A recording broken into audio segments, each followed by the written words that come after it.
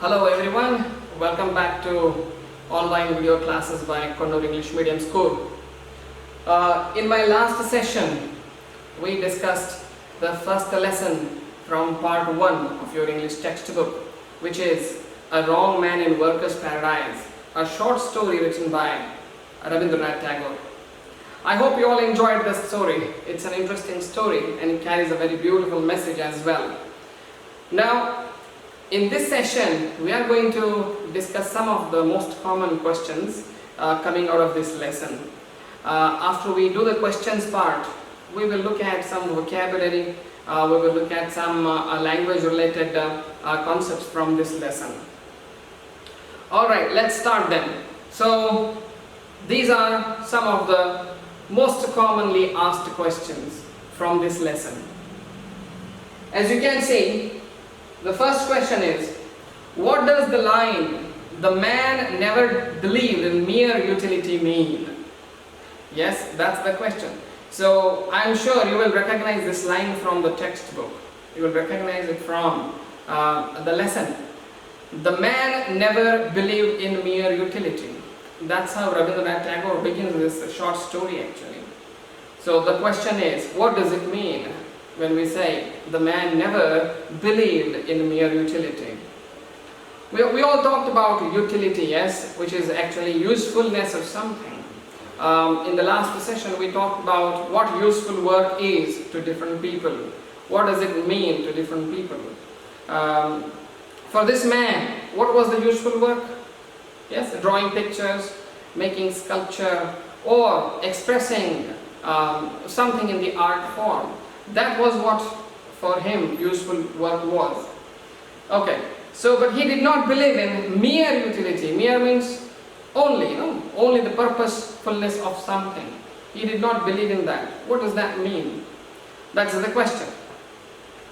This simply means, in his eyes, work did not have to be always useful in the term of productivity. Like in the eyes of others, they thought, making paintings or drawing pictures and doing that only in life, they considered it totally a waste of time. Yes, they did not think that was useful work. But he, being the artist, he took immense pleasure in doing that. And he didn't care about the usefulness of it, whatever he did, because he enjoyed doing what he was doing. So, in other words, this simply means that he did not believe that everything one does has to have some sort of utility in it. No, it doesn't have to. Sometimes we do things just for pleasure, just for amusement, just for fun, just for enjoyment. It could be our hobbies, yes, it could be something that gives us pleasure. So, utility is something that cannot be attached to all kinds of work. And there are many kinds of work that we do just for the sake of fun and pleasure. So, this man never believed in mere utility. That's what it means. That's what the line means. Is that clear? Alright, let's look at the next question. How did the man waste his time on the earth? Yes, we know that in this story, the story begins with a man being alive on earth and then dying and then moving to a paradise, to heaven. So, in the earlier part of the story, when we talk about the man living his life on earth, Rabindranath Tagore mentions how he lived his life on earth. So how did he do that? How did he waste his time on earth? Yes, because he was an artist, right? So in the eyes of others, he was definitely wasting his time by doing things that he did. So what were those things? Well, he made pictures, yeah, he drew pictures, and then he made paintings, and then he did such other things. He made little pieces of sculpture. He created, shapes of men, women, castles, some strange earthen things dotted all over with seashells. He created things like this, and these things didn't earn him anything. Maybe they gave him a lot of pleasure, but they did not earn him anything. So that is why we say how he wasted his time. This is how he wasted his time while he was on earth, by engaging himself in needless things, useless things. Alright, now the third question.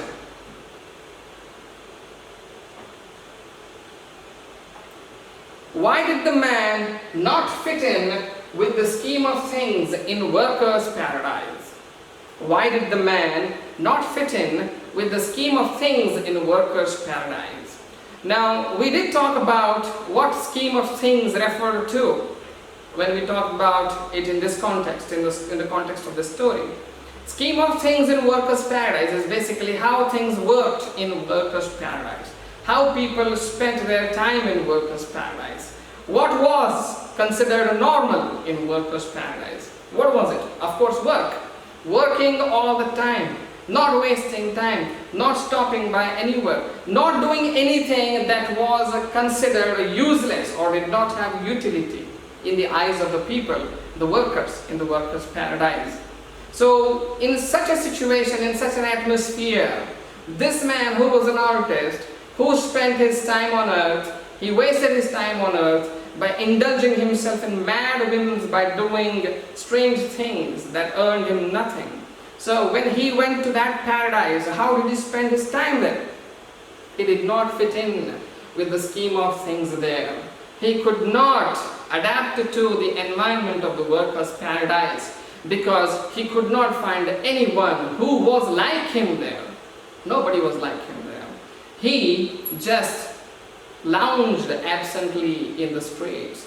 He just wandered about from street to street, and then he came in the way of others. They were all hurrying around to do their work, and then he was there, coming in the way of them, disturbing them.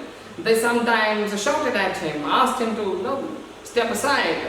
So he did not fit in with the scheme of things in the workers' paradise because he was an artist, and in workers' paradise there was no such thing as art. Now let's have a look at the fourth question. How did the man spend his time in the workers' paradise? This question is very much related to the previous question. Why he did not fit in with the scheme of things in the workers' paradise? Well, because he was an artist and then there was no one else like him in the workers' paradise. Things were very different there. So what did he do then? Well, he just moved around aimlessly. He did not have a purpose. He did not have a destination to go, and there was nobody to talk to him. So he just spent time here and there, standing by torrents, disturbing people, coming in their ways, getting in their ways. That's all he did in workers' paradise. This is how he spent time in the workers' paradise. The next question is, why is the torrent in the workers' paradise silent? Yes, this torrent plays an important role in the story. This is the torrent where a girl came to draw water from every day. So, but Rabindranath Tagore says this torrent was silent. Why was it silent? I mean, it flew, yes, it flew, the water flew, but it did not make any sound. Why so? Well, the reason is, in workers' paradise, conserving energy is important. You need energy to do work, yes? And work is so important that you cannot afford to lose energy, waste it or spend it on things that are just useless. So making noise, making sound is just useless for the water while it is flowing. So even the torrent realizes the importance of this. It wants to conserve its energy, does not want to waste its energy. So it flows silently. That is why the torrent in the workers' paradise is called a silent torrent. What is our next question? What's the girl's movement on the road compared to? Yes, we talk about the girl hurrying, right? She's always in a hurry to go to the torrent every day to draw water from it. So how does Rabindranath Tagore describe it? He says her feet were so fast, her movement on the road was so fast. You could compare it with the skilled hand of an artist, a guitarist on the strings of the guitar. Have you ever seen a guitarist playing the guitar? If you see the fingers, his hands, his fingers on the strings of the guitar, you'll see how fast he moves, how effortlessly, how skillfully he moves. So Rabindranath Tagore compares that to the movement of the girl's feet. Yes, that's how skillfully she moved around. I mean, she was just adept at it. She was an expert in going to the torrent and fetching water every day without wasting any time at all. Next question. Why did the girl of the silent torrent feel sorry for the man? Very important question. It's been seen in question papers very frequently. So you want to pay attention to this. Why did the girl of the silent torrent feel sorry for the man? Why did she feel sorry for the man? She felt sorry for him because she saw him standing there without doing any work. And in workers' paradise, work is like wealth. Yes, it is wealth. You don't have work, that means you have no wealth. You are like a beggar. So this man looked like a beggar there. And indeed, Rabindranath Tagore says that she felt sorry for him just as a princess feels sorry for a lonely beggar. Imagine a princess, going by in her beautiful chariot surrounded by servants, maids, and she spots a man, a beggar man, a lonely beggar man, miserable, how miserable he looks, and she would feel sorry for him. Similarly, this girl felt sorry for him because she had so much work to do, and this man seemed to have none of that. So she felt very sorry for him. How did the girl try to help the man? So she felt sorry. What did she do then? Did she try to help the man? Now remember, people don't talk to others there unnecessarily because that is wasting time. She felt tremendously sorry for him, so she decides to waste a few moments of her day and then talk to him. She asks him if he needs some work, and she offers to give him some work. Yes, she asks him, do you want some work? Can I give you some work? Yes, that's how she tries to help him. And what did the man say? He asked her something, right? When she offered him work, he asked for something else. What did she ask? He said, girl of the silent torrent, I want a pitcher, the one that you can spare. I see you have 2 pitchers, can you give me one of them? So he asked for one of her pitchers. And why did he do so? He also said, I want to draw pictures on a pitcher, one of her pitchers. So he wanted to draw pictures. I mean, she thought he probably was going to draw some water from the torrent, but no, he was not going to do that. That was not what he wanted to do. He wanted to draw pictures on her pitcher. How did the girl react to the pictures drawn on the pitcher by the man? Well, we know the story, yes? She doesn't just hands him over the pitcher. No, she doesn't. She resists initially. She refuses. But then he's there always every day, standing by the torrent, because he knows she visits that place every day. And every day he sees her, every day he asks for one of her pitchers. So initially she keeps on saying no to that, but one day she finally gives up. Yes, she just yields to his request, and then she gives up and gives him one of her pictures. So he starts drawing pictures on them, and then once he finishes, he hands it over to her. So how did she react to that? Well, that was for the first time that the girl saw something like that, some art form, something that people of workers' paradise are not familiar with at all. So she sees that picture on her picture, and her reaction is of confusion. She is very confused.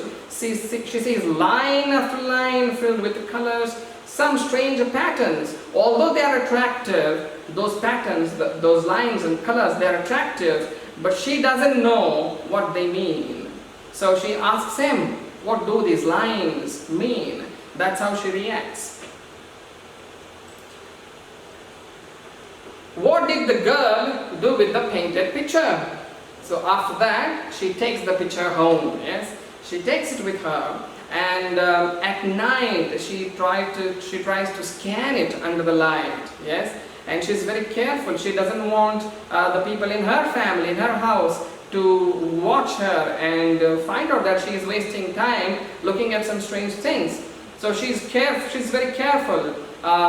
Secretively, she's observing, she's scanning the picture, because there is something in the picture, even though she doesn't understand it. It is art basically. Even though she doesn't understand it, She finds it very captivating. She finds it very intriguing. It is creating a sense of curiosity in her. So she spends the time at night looking at that picture. And then that picture has created a sort of impression on her mind, something that had never happened before. Why did the elders of the workers' paradise become anxious and call a meeting? Now we know at the end of the story, towards the end of the story, the elders of the workers' paradise, they become very anxious. What is anxious? Anxious is worried, no? They are worried. Why are they worried? They are worried because they are observing work in a workers' paradise has slowed down. People have become lazy. They're not doing their work the way they used to do before. They are spending time in useless things. So this has worried the elders of the workers' paradise. The elders, right, they are responsible for everything that happens in the workers' paradise. So right now there is something happening that they're not happy about. So they decide to call a meeting. This is the reason why they called a meeting. They wanted to discuss why these things are happening in workers' paradise. So vocabulary contains synonyms, antonyms, phrasal verbs, and many other concepts which are very useful in the process of language learning, also from the examination point of view. Right now we have antonyms here, and these are opposite words, the opposite word in meaning to a given word. So I have collected some of the important ones from this lesson, and then we will see how they are opposite in meaning to them. So as you can see, the first one is believe. Believe, opposite of that is disbelieve. So this one is very simple. Believe, disbelieve. Now there are some words which are opposite in meaning based on the context of the story or the situation. So if one word is the opposite of something in one situation, it may not be so in other situations. So context is very important to decide the meaning, whether it is a synonym or antonym. Everything depends on the context. I will explain that when we come to that. So believe, disbelieve, seldom, always. Seldom means very rarely. So opposite of that is always. Needless, needful. Yes, things that are needless in opposite will be needful. Yield, resist. Now this is a contextual meaning. You can see I have written contextual there. Yield.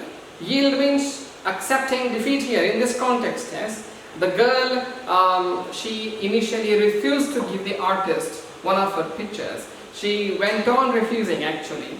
But then he was always there asking for it. So one day she decides to give up and then give him the picture. So she accepted her defeat. She yielded to his request or the demand. So what is the opposite of yielding? What did she do initially? Before yielding, what did she do? She resisted. So the opposite of yield in this particular context is resist, not accepting. Silent, noisy. If the torrent is silent, in the opposite of its meaning, it can be noisy. Yes, in the workers' paradise, the torrent is always silent. Utilize. Yes, utilize has different connotations. Yes, but here in this context, the opposite for that is waste.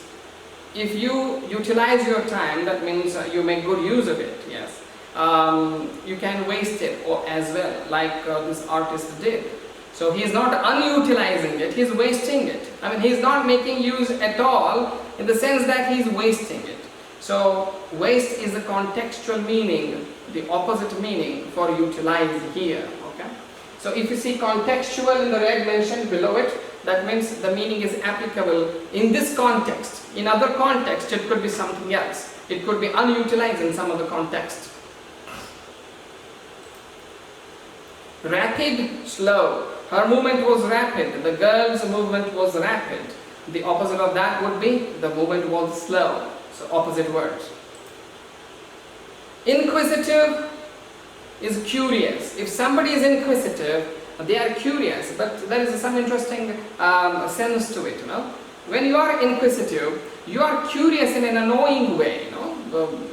When you have that excessive curiosity, there are things in which we can be curious, which is acceptable, but there are things in which we should not be curious at all. For example, matters related to other people's lives, we should not have curiosity about them. If you have curiosity about that, then you will be inquisitive. So inquisitive has a kind of a negative connotation to it.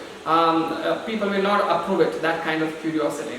So inquisitive means being curious in an offensive way, in an offending way. So what is the opposite of that? That is incurious, not having that kind of curiosity at all. Inquisitive, incurious. Now I would like to draw your attention to these two words a little bit, to the beginning of these two words. Then you have in, inquisitive, and in, incurious. Incurious is made up of a prefix and a root word. Yes? Pay attention to that. Curious, incurious. So those are two opposite words. After you add prefix in, it becomes opposite word of curious. But inquisitive is not in plus quisitive. No. Inquisitive is a whole word. It's a root word itself. So do not think that inquisitive is just like incurious. Incurious is made up of a prefix and a root word, but inquisitive is not. Coming back to what those two words are, they are antonyms of each other. Lonely, unlonely. Now lonely again has different connotations, different senses of meaning in different situations. In this story, lonely means he was alone. Yes, there was no one like him, nobody talked to him because they didn't like his way of life there, his way of living there. So he spent time alone, he was lonely. So the opposite of that can be unlonely. Again, this is contextual, there are different meanings, and based on those different meanings there can be different antonyms or opposite words to that. But here, lonely, unlonely would fit perfectly well. Spare. Now spare, of course, I am sure you understand spare can mean different things. For example, we talk about spare parts, yes, spare parts, so that's a different thing. Now here spare means give up something that you do not need or you have an excess. For example, the girl had 2 pictures or 3 pictures, yeah? Maybe she doesn't need all the 3. So she could probably give one of them up and then do with the other 2, yes? So that is what sparing is. He says, can you give me one of your pictures, the one that you can spare? He asks her, the one that you can spare. That means one that you have in excess, one that you can perfectly give up and not have any problem with that. So that's what sparing is. So opposite of that is holding back or holding or keeping it. If she doesn't spare it, then she will hold it back. She will keep it with her. So this is a contextual meaning, opposite meaning for the word spare. Scan and skim, opposite words. Scan means observing something, examining something in detail, paying attention to the details of it. So she scanned the picture that was drawn on the picture. That means she looked at it with a lot of attention. She looked at the lines and the colors, she looked at the patterns, so she paid deep attention to it. That is scanning. Yes? If you don't do that, if you only look at it in a wholesome way, not paying attention to the details, then you are skimming it. So skim is the contextual opposite of scan here. Precious is valuable, so opposite of that is worthless, or you can also say invaluable. Precious, invaluable or worthless. So worthless is the antonym of precious. Idle and busy. So if somebody is idle, that means there is something they are supposed to be doing, but they're not doing it. So it has a negative connotation. So be very careful before you call somebody idle. You can say that they are available, or you can say that they are not busy, but be very careful before you say he was idle. No? Idle has a negative meaning. It means somebody they have work to do, but they are not doing it. So idle and busy. This man is called idle because in the eyes of those other people, he had to be doing something useful, but he was not. He was wasting his time. So he was idle, and opposite of that will be busy. Now, we will look at some figures of speech from this lesson.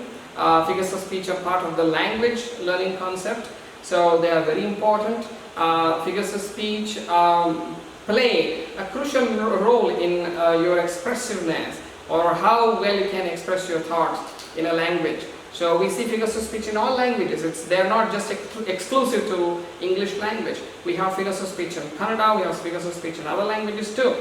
So most common ones are simile, metaphor, personification. You have heard their names, you have studied them in your previous grades as well. So in this grade we will again take you into this concept, into this chapter, and then explain everything once again, so that you will you'll be able to recall what you learned previously. However, now I will not go into the detail. I have just picked up some sentences from this story, and wherever a figure of speech is seen, I have marked them.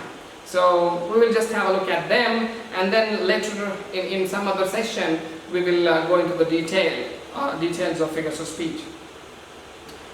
The moving finger writes even in the heaven. This sentence, of course, you recognize. It's in the first 2 or 3 paragraphs of the story. The moving finger writes even in the heaven. So looks like there is more meaning to the words here than they suggest. Yes, moving finger literally means a finger that moves, or maybe we're talking about a hand that is holding pen and writing something. Okay, maybe we're talking about a hands-on typewriter, or a keyboard, or maybe we're talking about the hands on the strings of guitar. Anything. So literally, word to word, the meaning is a finger that moves. But that is not the meaning here. The moving finger has a different meaning here. So how do we know? Based on the context, based on the literary devices the language offers, and based on the context, we can clearly identify that there is some other meaning here than just the literary meaning. This actually refers to the hand of the God that writes our destiny. So we have heard our grandmothers telling us that God writes our destiny. Yes, so it's all pre-written. He decides. He takes a pen and then he puts everything down, and that's what is going to happen to our life. That's a belief. Yes, that's a belief. So based on that belief, Rabindranath Tagore says the moving finger. The moving finger here means the fate, the written fate by the God, the destiny. So when we compare something to something else, two very different things compared like this, and saying this is actually this, moving finger is the fate, so then we call it a metaphor. So this is metaphor. It's a figure of speech. Inquisitive wisps peeped often over her forehead. That's another figure of speech right there. So which figure of speech is this? Any guesses? Well, wisps are long hair that fall on the forehead or over the cheeks. So they're called wisps. They're called locks as well. So this sentence literally means these strands of hair were inquisitive. Yes, we talked about the meaning of the word inquisitive. That means they were curious. They were curious. How could strands of hair be curious? People can be curious. Yes, we can accept that. How can strands of hair be curious? So that means we are treating these wisps, these strands of hair, as if they are living beings. As if they are living beings. And we are attributing a living being's quality, a curiousness to them. So when we do that, we are personifying it. And personifying means personification. So this figure of speech is personification. Next one is, as the princess sees a lonely beggar. Yes, we have this sentence when Rabindranath Tagore tells us about how the girl felt when she saw this man, this idler, for the first time. So the sentence says, as a princess sees a lonely beggar. So what figure of speech do we see here? Well, this is a very simple one. This is simile. Why is it simile? Because we are comparing two different ideas, very distinct ideas. What are the two different distinct ideas here? The girl seeing the idler artist, and that is being compared to the distant idea of a princess seeing a beggar. So a princess seeing a beggar and feeling sorry is the same as the girl seeing the idler artist and feeling sorry here. So these two ideas are compared. So this is simile also because we have those criteria words, as and like. So if comparison is being made with as and like, it's most probably simile. Next one is pictures on your pictures. Pictures on your pictures. How does that sound? It's got a very nice ring to it, right? It's got a very nice sound to it because the per consonant sound has been repeated. Pictures on your pictures. Per and per are repeated. So when this happens, we call it alliteration. Alliteration. That's a figure of speech. Hurrying feet. Hurrying feet, that's also a figure of speech. Just two words, they make up a figure of speech. So the girl is hurrying, so are her feet because they are a part of her. So when we say hurrying feet, we are not talking about just a pair of feet here. Yes, they are attached to a person, right? Feet are a part of a person. So when we say hurrying feet, we are actually talking about that person who is in a hurry. So this is called synecdoche. You might think that this is a transferred epithet, that is also a figure of speech. Some books might say that this is transferred epithet, but if you look into it, you will see that the feet belong to that person, they are not some other object. So the person is hurrying, that's why we see the feet hurrying. So when we represent a person by referring to a part of that person, like feet are the part of the person's body, we call it synecdoche. Yes? Pay attention to it. Pay attention to it. The spelling is synecdoche. So you can pronounce it in many wrong ways, but it is pronounced as synecdoche. It's a very beautiful, interesting figure of speech. Next one. In this paradise you find everything except leisure. Now look at this sentence. It says, this is a paradise and you will find everything here.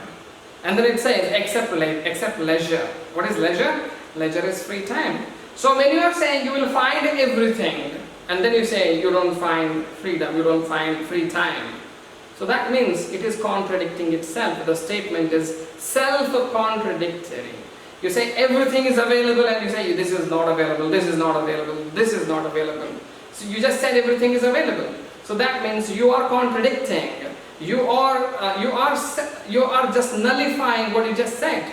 You are contradicting yourself. So sentences that self-contradict like this are usually called paradoxes. So the figure of speech here is a paradox. Why is it a paradox? Because it is a self-contradicting statement. And what is a self-contradicting statement? Well, it goes against its own meaning. The meaning, where is it going against? Here is, it says everything is available here and this is not available. Freedom is not available. Free time is not available. Things like that. So that is self-contradictory. Okay, prying eyes. Prying, P-R-Y-I-N-G, prying. Prying eyes means people who are curious, yes, inquisitive, curious in an annoying way. So the girl was scanning the painting, the picture on her picture at night, away from the prying eyes. She wanted to make sure that she was not spotted doing that by others because people were curious about what she was doing. So the eyes here refer to the people themselves. But we are not saying curious people, instead we are saying prying eyes. So again, this is an example of a part of a person referring to the whole person. So what is that? Of course it is synecdoche.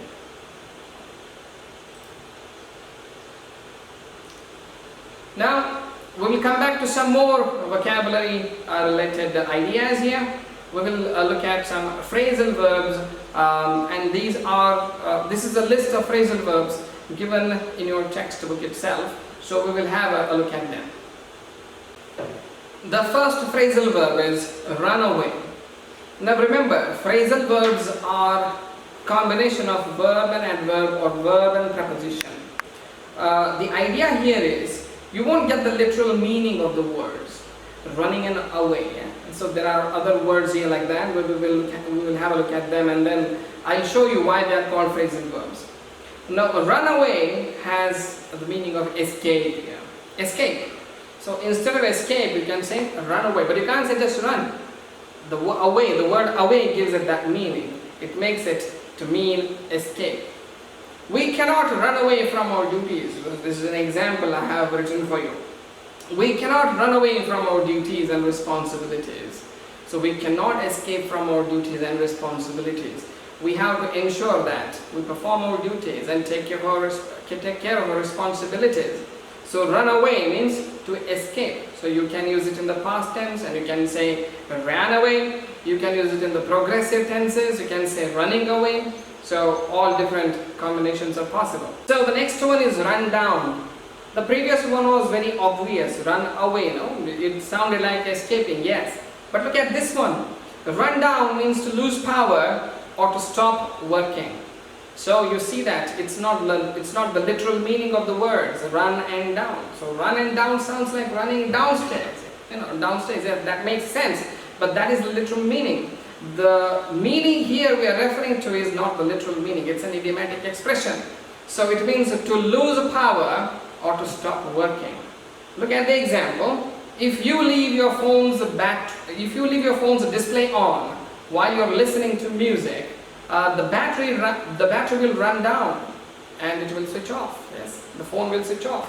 The battery run down means the power will drain off very fast. So in that sense we use run down. Third one is run into. So again, the root verb is run, but the preposition is different. Into. Collide with something. Run into means to collide with something, to hit something. So he was riding the bike recklessly and he ran into a lamp post. So you see, ran into. That simply means that he went and collided with the lamp post. So that is how a run into is used, and here it is used in past tense, ran into. Like I said, phrasal verbs, they are verbs, so you can use them in different tenses. Go about. So we saw run, run away, run down and run into. Now we see go about. What is going? Going is going somewhere. Yes, it's very simple meaning. Literal meaning is just to make movement towards something. So what is going about? This means to carry on with your work or activity. Carry on doing what you are doing. That is going about. So see, it has an idiomatic meaning. Once the rain stopped, we all went about our work. So it started raining and we stopped working. And when the rain stopped, we started working again. So we went about. So it's the past tense of go about. We went about our work. That means we continued doing the work that we were doing before. Take aback. So it's usually used in taken aback form. So it means to be surprised or shocked. Something you didn't expect and it suddenly happens. How would you feel? You will feel surprised. Or if it is something bad, you would feel shocked. So that's what taken aback means. We were taken aback when they announced that there will be a re-examination. Well, this is something you would know if you had already appeared for the examination, and the school announces that, well, this examination will be conducted again. How would you feel? You would be taken aback. You would be shocked that it would be reheld. The examination will be reheld and you have to study again. So in situations where you feel that kind of shock, where you feel badly surprised, then you can say taken aback. Don't use it for pleasant surprises. Yes, your friend turns up and then you feel very happy, you feel pleased that he has turned up, then don't say I was taken aback. Taken aback has a negative meaning.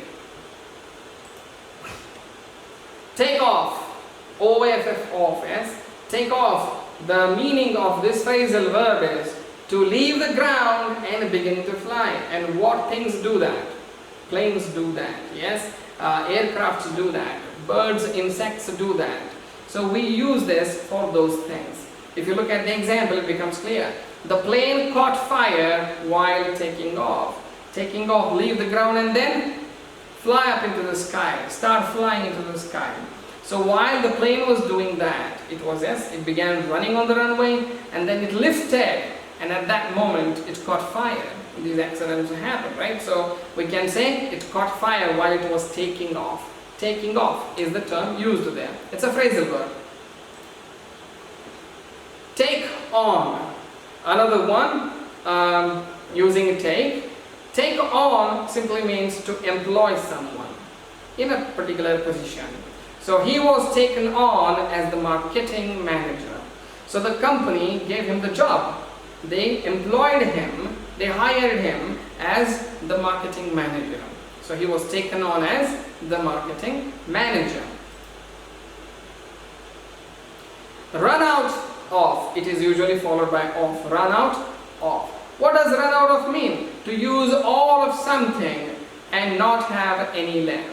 So we usually talk about time. We ran out of time. That means we spent all the time that we had. We talk about money. We ran out of money. So run out of is a very common phrasal verb. We hear it a lot of times. We could not prepare the invitation cards because we ran out of time. Yes, we say things like that. So we did everything, but we could not prepare the invitation cards. Why? Because there was no time left for that. All the time had been run out. We ran out of time. So that's the phrasal verb for that. Now we will have a look at some idioms. Yes, I have brought some 4 or 5 idioms, and I think you have them in the textbook as well. The first one is take someone to task. How are idioms different from phrasal verbs? Well, phrasal verbs and idioms have something in common. They do not have literal meaning. They have idiomatic meaning. Yes. So, but they are different. They are different in the sense that phrasal verbs are usually verb plus preposition or verb plus an adverb. And idioms can be whole sentences. They can be longer phrases. Yes, they are bigger groups of words basically. So look at this one. Take someone to task. You have take there. You have someone and to task. So if you take someone to task, the idiomatic meaning is to tell someone off or to scold. When somebody has done something wrong, yes, yes, we shout at them, we say, you did this, you shouldn't have done that, you should have been more careful, things like that. That is called taking someone to task. Your teachers do that, yes, you don't do the homework on time or you don't pay attention in the class, they take you to task. So you are very aware of that. So the Supreme Court took the government to task for its negligence. Now the Supreme Court asked the government, why you did this? You had the responsibility, you had the duty to be doing that, but you did not take care of that, yes? So the Supreme Court is demanding an explanation here, and they are scolding the government, yes? So that is taking someone to task. Again, if there is a verb here, you can use that in different tenses, so that is always applicable. Come to pass, yes? Well, all these idioms are from your lesson, yes? I forgot to tell you. They're all from your story, A Wrong Man in Workers' Paradise. We know that the idle man was taken to task by the people in the workers' paradise. Now we have come to pass. Come to pass is also from that lesson. Come to pass does not mean that somebody passed an examination. It simply means something happens. Yes? Something comes to pass means it happens. So good things come to pass when you work selflessly. That means good things happen when you work selflessly, when you completely involve yourselves into it and you do not expect anything out of it. Then good things come out of that. Good things happen. A blessing in disguise. Now, even though it doesn't have a literal meaning, it still is very close to its literal meaning. Yeah? A blessing, you know what a blessing is. And a disguise is something, a cover-up, yes? If you put on a particular a costume, for example, you know, a dress, you dress up like a policeman, let's say, for example, and you go out, people might think you're a policeman. So that's a disguise. You look like a policeman, you're not a policeman, that's a disguise. So disguise basically has that literal meaning. What does this idiom mean? What does this idiom mean? A good thing that seemed bad at first. Something happened and initially, yes, it looked bad, but it was not actually bad. Yes, it was something like a blessing in disguise. You miss a train, for example, and you're very unhappy about that. You're feeling very frustrated because you missed the train. There was an interview that you had to attend tomorrow in Bengaluru, and then you're cursing under your breath. But then you come to know after some time that the interview had been cancelled without any notice. So if you had not missed the train, you would have reached Bengaluru only to find out that the interview has been cancelled.